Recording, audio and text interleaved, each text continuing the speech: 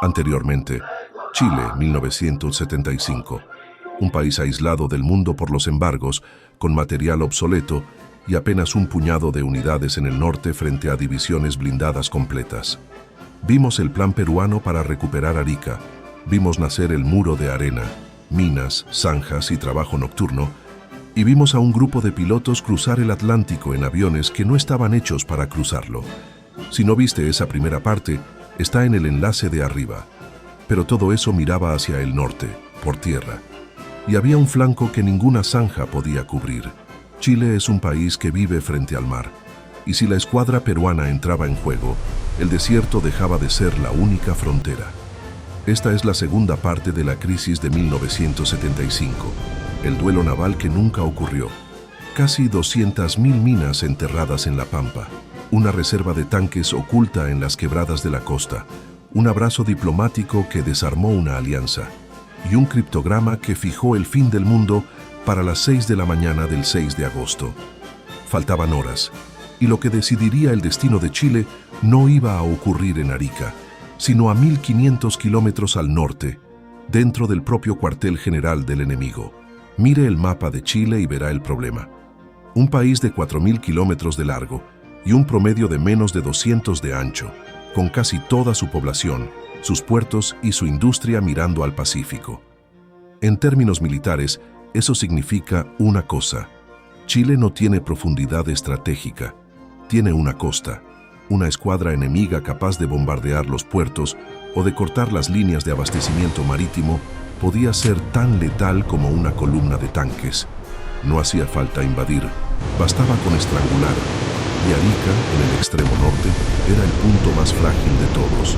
Un bombardeo naval o un desembarco podían apoyar el avance terrestre y precipitar su caída en cuestión de días. Consciente de esa debilidad, Chile apostó por un arma que cambiaba las reglas: el misil antibuque Exocet.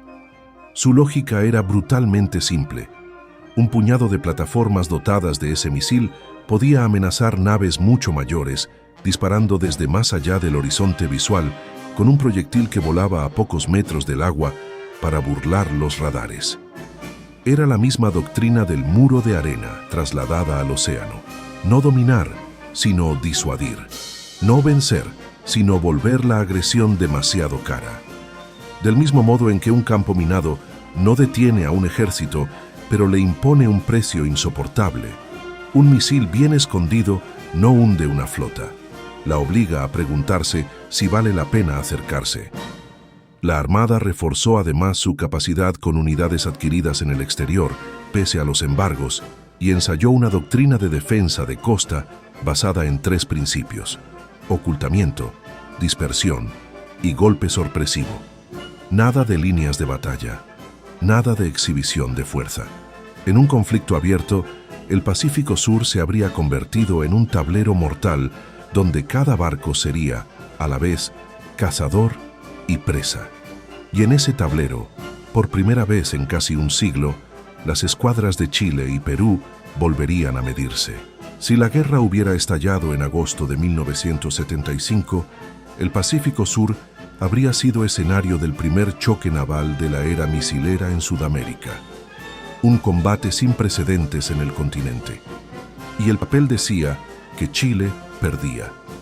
La Marina de Guerra del Perú era, en tonelaje, la más poderosa. Su buque insignia era el crucero BAP Almirante Grau, de origen holandés, incorporado en 1973. Pero la verdadera novedad eran sus destructores misileros BAP Palacios y BAP Ferré. En julio de 1973, el Palacios había inaugurado la era del misil antibuque en el continente al arribar al Callao con 8 proyectiles Exocet MM-38. A ello sumaba una fuerza submarina en plena modernización, con nuevas unidades alemanas tipo 209, y tenía ya encargadas en Italia 4 fragatas misileras clase Lupo. Chile respondía con una escuadra más veterana, pero recién modernizada. Sus cruceros O'Higgins y Pratt, de origen estadounidense, databan de la Segunda Guerra Mundial. Barcos de otra época, blindados para una guerra de cañones que ya no existía. La carta moderna eran las fragatas clase Condell, Almirante Condell y Almirante Lynch, construidas en los astilleros Yarrow de Escocia y armadas también con el Exocet MM-38. La Lynch había recalado en Valparaíso en febrero de 1975, apenas meses antes del clímax de la crisis, y faltaba una pieza clave: los submarinos chilenos clase Oberón, el arma ideal para una defensa de costa basada en el sigilo, todavía no llegaban. Se incorporarían recién en 1976. En el año más peligroso, Chile no tuvo bajo el agua lo que el enemigo sí tenía, pero el cuadro dejaba una simetría inquietante. Ambas armadas poseían el mismo misil, el Exocet, capaz de hundir un buque mayor desde más allá del horizonte. Un enfrentamiento no habría sido un desfile de acorazados, sino un duelo de precisión y sigilo, donde el primero en detectar y disparar tendría casi asegurada la victoria. Era, en el mar, la misma lógica del filo que dominaba el desierto. Ya no importaba el tamaño, sino quién golpeara primero. Un crucero de 10.000 toneladas podía morir a manos de una fragata que jamás vería. Esa duda, esa posibilidad de perder el buque insignia en el primer minuto, era, en sí misma, un instrumento de disuasión.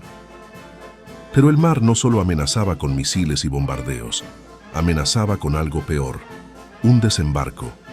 El litoral entre Arica e Iquique está lleno de playas abiertas y quebradas que bajan hasta el agua.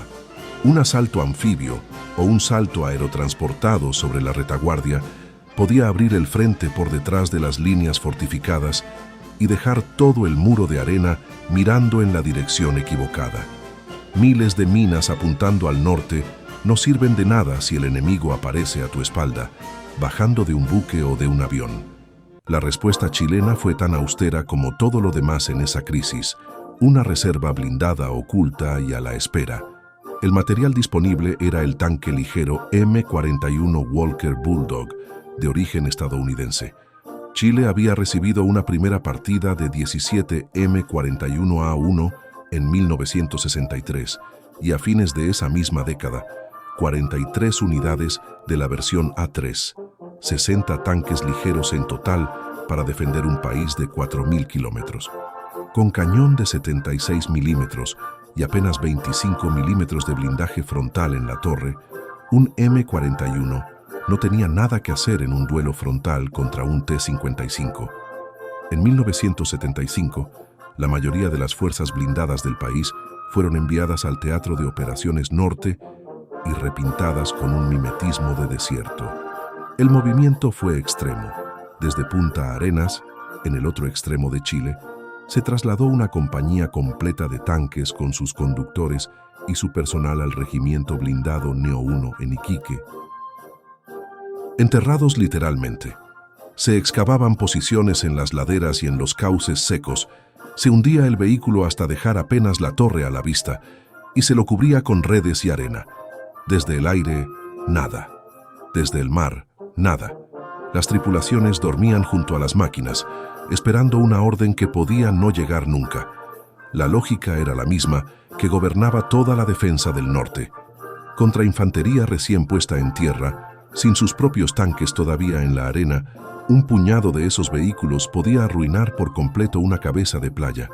Era artillería, movilidad y sorpresa, no una fuerza de choque, un cuchillo escondido en la manga de la costa. Aquellas mismas máquinas, además, eran irreemplazables. Alemania vetó la venta de los Leopard 1A1 que Chile intentó comprar a mediados de los 70. Austria negó los cazatanques SK-105 Cuirassier. Y en 1976, Estados Unidos, el proveedor histórico de todo ese blindaje, cerró la puerta con la enmienda Kennedy, que prohibió la venta de armamento al país. Cada M41 perdido en un combate era un M41 que no se podía reponer. Esconderlos no era timidez, era la única forma de conservarlos. El duelo naval nunca ocurrió, pero mientras las escuadras se medían en silencio, en tierra Chile enterraba, noche tras noche, la defensa más desesperada de su historia.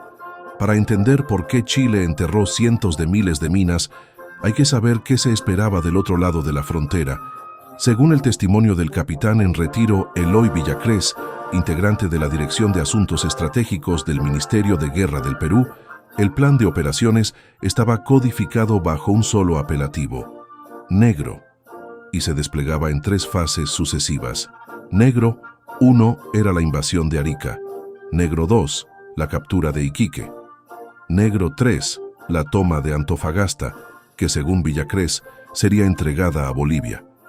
En una entrevista de 2016, Villacrés detalló 3 columnas convergiendo sobre Arica: la 6ª División Blindada atacando directamente por la costa, la 13ª División Blindada entrando por la cordillera y la 4ª División Mecanizada bajando desde Puno por Putre. El peso acorazado iba por la pampa costera, apenas medio centenar de kilómetros de terreno abierto, el único corredor del norte donde una división de tanques puede maniobrar de verdad, y el eje altiplánico quedaba para una unidad mecanizada más liviana. Camarones, unos 100 kilómetros al sur de Arica, tenía su propio rol. 14 días después del inicio, los comandos paracaidistas debían dejarse caer en esa quebrada ya detrás de la línea chilena de defensa. El plan no contemplaba una operación de castigo ni una toma de rehenes territoriales para negociar. Contemplaba amputar el norte de Chile y reordenar el mapa de Sudamérica. La inteligencia previa era minuciosa. Sabíamos hasta los nombres de los tenientes que manejaban las secciones de las unidades de Chile, declaró Villacrés.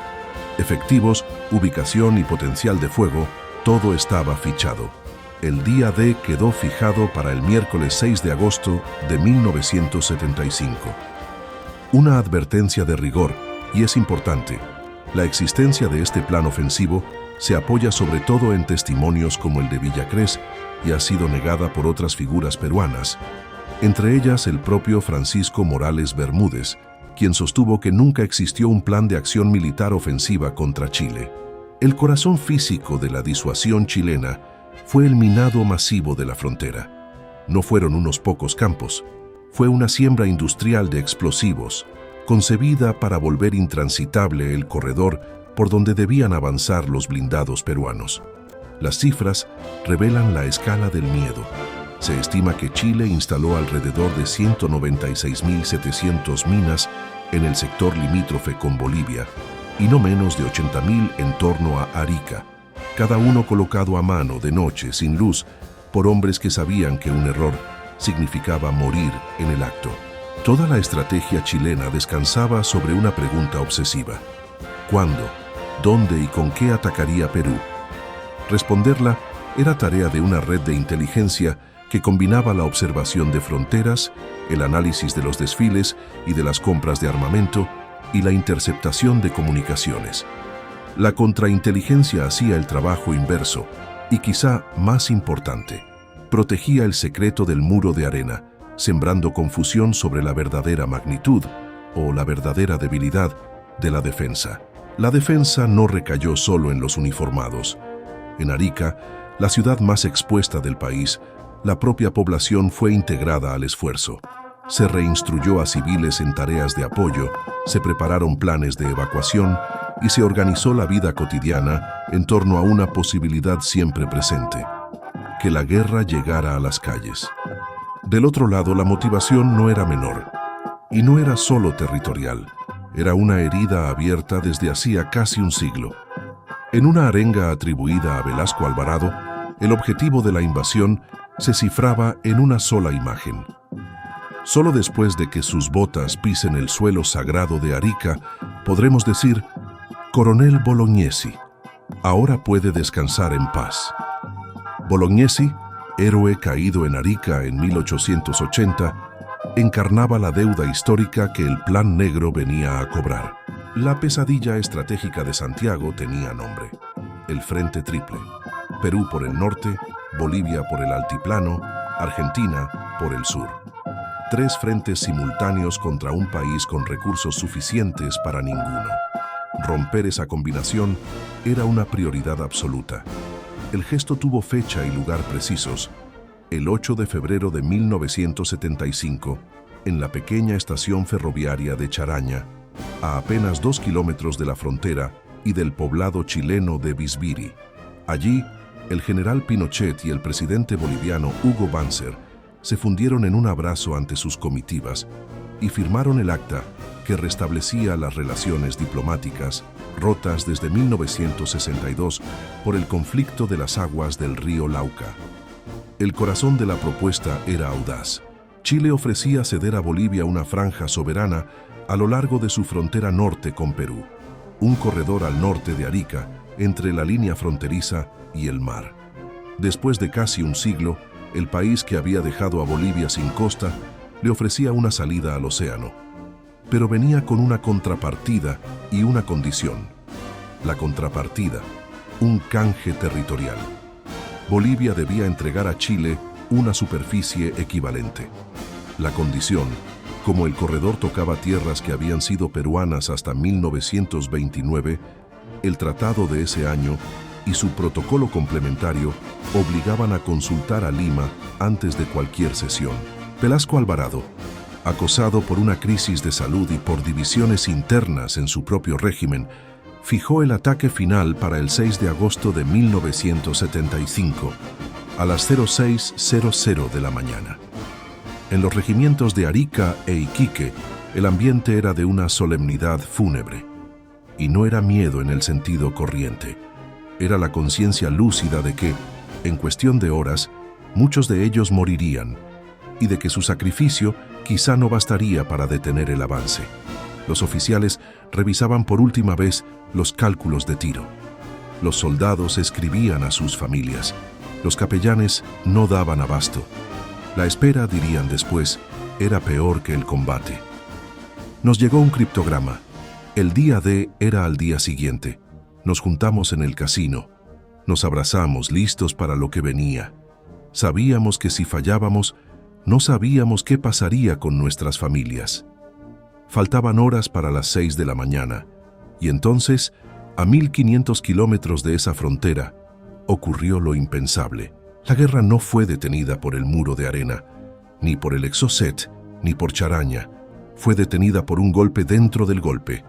El general peruano Francisco Morales Bermúdez, consciente de que un conflicto destruiría la economía de ambos países, solicitó una prórroga de la invasión. Poco después, el 29 de agosto de 1975, lideró el llamado Tacnazo, derrocó a Velasco Alvarado y detuvo la maquinaria bélica en seco. Chile había sobrevivido a su hora más oscura sin disparar un solo cañonazo de artillería. Sobrevivir a Perú no significó sobrevivir al aislamiento. La crisis de 1975 fue apenas el primer acto de un asedio más largo.